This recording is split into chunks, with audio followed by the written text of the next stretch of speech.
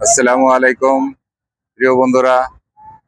কক্সবাজারে 2 দিন হয়ে গেছে, ছবি তুলতে পারি নাই, ভিডিও করতে পারি নাই। আজকে একটু বিকালবেলা ট্রাই করতেছি আপনাদের একটু ভালো কিছু দেখানোর জন্য। হয়তো আজকেই চলে যাব, চলে যাওয়ার আগে কিছু ভিডিও করতেছি। দেখেন অনেক সুন্দর পরিবেশ।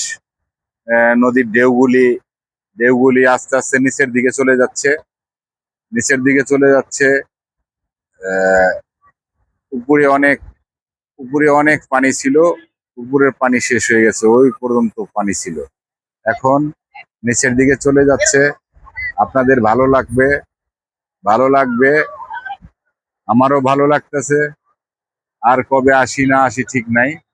অনেক সুন্দর পরিবেশে আছি এখন। ভালো লাগার মতো পরিবেশ। ধন্যবাদ।